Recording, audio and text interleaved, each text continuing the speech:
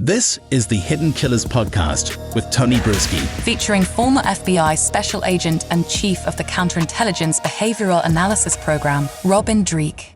Will Scott Peterson get a new trial? Will a single piece of duct tape that has DNA on it from someone other than Scott be enough to move the pendulum there? That's the question a lot of people are asking right now. A new Netflix documentary out on him and a Peacock documentary coming out as well, both from very different perspectives. One, really telling the story over again. Amber Fry's on there.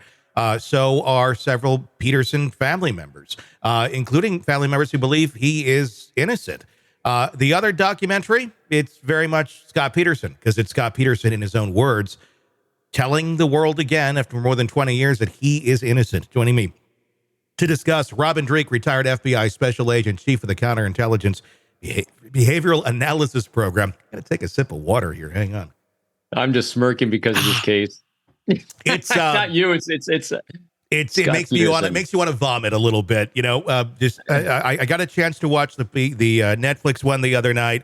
As of our recording, the Peacock one isn't out. I believe it comes out on the 20th. So by the time people are hearing this, it may be out. Nothing really new, I would say, in terms of the Netflix one, just more perspectives from people that were very much involved here. But it's all coming back down to this duct tape, the Los Angeles Innocence Project deciding to take up the case on that note. And it's going to court. The Supreme Court going to hear this case and see if they should grant something, if it's worth looking into this further. What are your thoughts as we begin a new phase of this whole case? So I got a couple of thoughts on a couple different aspects of this. First, The Innocence Project.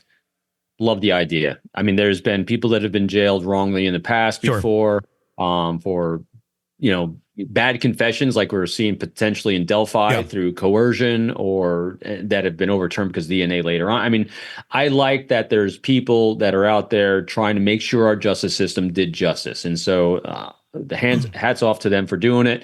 And even if there's a scrap of evidence that they think wasn't considered, they feel an obligation to do that. And the court system is taking a look at it. Good. So that part aside. Now, on the side of Peterson himself, so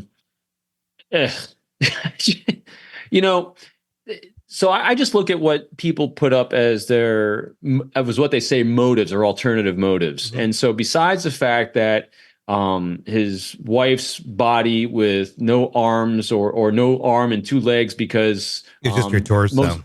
Right, because it was cemented down in the lake that he was fishing in, just happened to be fishing in on this one-off behavior arc. I just happened to go fishing on the day you happen to disappear. What? Yeah. So that on side, the other thing too is the counter theory that it was the neighbors next door got robbed and they probably murdered Lacey. All right, so let's look. I know that the timeline doesn't even match on this. No. Let's say the timeline did match. Every time we come to a case and someone comes up with a theory, just do the research. Look at the data. Look at the arc.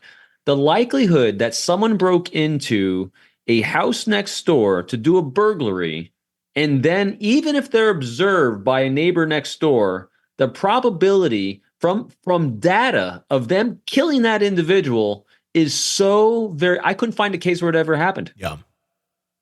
Well, data point says the likelihood is it's like hitting Mega Millions. The possibility of that happening. Well, that, and I mean, it's easily debunked. Like you said, the timeline does not match up for the burglary and the murder. I mean, that right there kind of negates that whole thing. It's like just because there was bad behavior over here doesn't mean it's connected to this bad behavior over here, especially when it's not the right time. I mean, it just doesn't happen. Yeah, exactly. Yeah, I mean, even if it were matching up, like you said. And here's the deal. I don't quite understand why the LA Innocence Project is even taking this damn thing up. Okay, maybe there's some other DNA on the duct tape. Go to Home Depot and examine the duct tape for sale there. And especially any of the wrappings kind of peeled off a little bit and you're touching the edges, you'll probably find a lot of DNA on all those pieces of duct tape. So I wouldn't be surprised if someone else's DNA is on the duct tape in addition to Scott's. But the fact that we're just arguing about duct tape, I mean, hell, in the case against Rex Heuermann, his wife's DNA is on the duct tape. His daughter's DNA is on the duct tape. And nobody is saying you two did it because they recognize It's duct tape. Right. And then you add all of the other things. So even if we do have someone else's DNA on this thing, let's say they find this, how are you going to ever explain in a new trial the homemade boat anchors, which we found evidence of in his garage that he made more than one, that weighed the body down, that literally weighed his wife's body down, that happened to have been made in his garage. The fishing story that makes no sense, driving 90 miles out of his way to a boat that on a new boat, her hair is in the damn boat on Christmas Eve morning, which doesn't make any sense either. Everything. There's just so many things that don't make sense. I mean, take the affair even out of it, and that looks pretty damning for him as well. But what that shows to me more than anything is his character and his ability to lie. Just like in Alex Murdaugh, where we could look at the financial crimes that he committed and the lives that he destroyed without a thought and just staying in character, because it's not even a character to people like this. This is who they are. This is their character. They can flip left and right to do whatever is going to benefit them at that moment in time. And it seems like Scott's very good at doing that, and it pretty much is who Scott is. So this is why he was convicted. Yeah. I mean, because I don't know his level of intelligence in regular life, but his level of intelligence to commit a murder is really low. I mean, because again, we were just talking about this on the other case. You know, when you have low reps, you really aren't very good at what you do. You come up with a theory that you think is going to work in your head, but you have no experience with it. And so when it goes into practice, it completely falls apart and you're guilty, which is exactly what happened. When it comes to the Innocence Project, I mean, the only thing that enters my mind is why not take this case? Because now your company, your group is highlighted and you're always looking for funding. So you're going to get donations, you know, because, hey, yeah, Scott Peterson, he's probably guilty, but you know, now you know about us and maybe your loved one is innocent. And if you give us some money, we may be able to save your life. You know, the saying is, you know, all publicity is good publicity, but is it really in a case like, I mean, this does not make me want to donate to the LA Innocence Project at all. It makes me go, you're wasting the funds that someone gave you on a case that is clearly already settled. I mean, there's just so much to this where there's not a lot of up for debate here. I am curious about the van that they found with the burned out van down the road that looked like might be something on the mattress, why the judge doesn't want to see any DNA there. That's a little weird. But still, again, there's bad behavior all over us all the time. It doesn't mean it's all connected. Yeah. I don't know the reasoning for doing it. I mean, it was just conjecture, but to me, there's nothing new compelling here. There just isn't. Again, it's still overwhelming. Just think about this. If we keep retrying cases because of one blip on the radar, the court system is going to be even more backlogged than it is already. The cost of retrying these cases is astronomical. The anxiety you put the victims' families through again to reopen these wounds, because really, let's go back to what this is all about. This is all about justice. Because I just got done reading John Douglas's book, Obsession, and actually just read it again in Sapiens book. We as a society spend so much time and energy protecting the guilty and giving rights to the offender and giving rights to the murderer that sometimes and a lot of times we lose focus of the victim and the victims' families. And look what we're doing here. We keep talking about, and this group is coming out to try to protect and maybe right a wrong against Scott Peterson. They're not even thinking about the wife and the baby that were lost and the family around that and all the friends that are around that, because this is what our system does. That we keep going so far out of our way, protect these horrible people.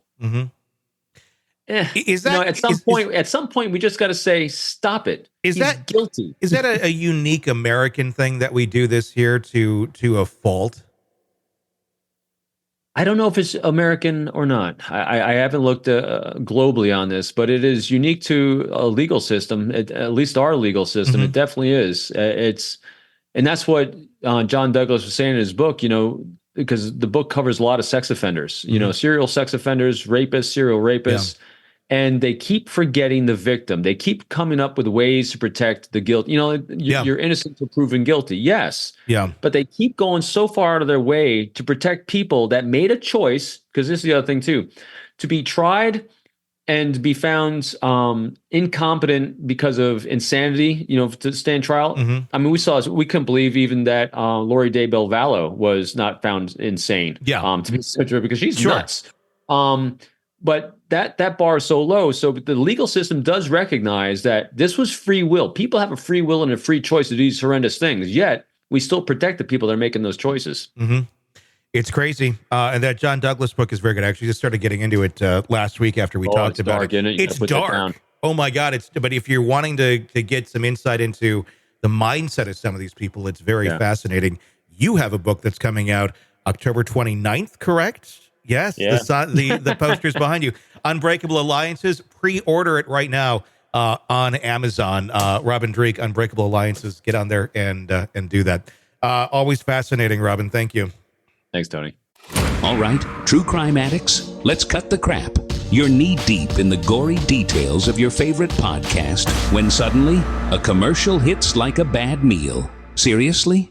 You deserve better. Upgrade to True Crime Today Premium Plus on Apple Podcasts, where you can binge without those annoying ads. Plus, get extended interviews that go deeper into the darkness and early access to episodes so you can be the first to know. It's like trading up from fast food to fine dining, but with more blood. So, go ahead.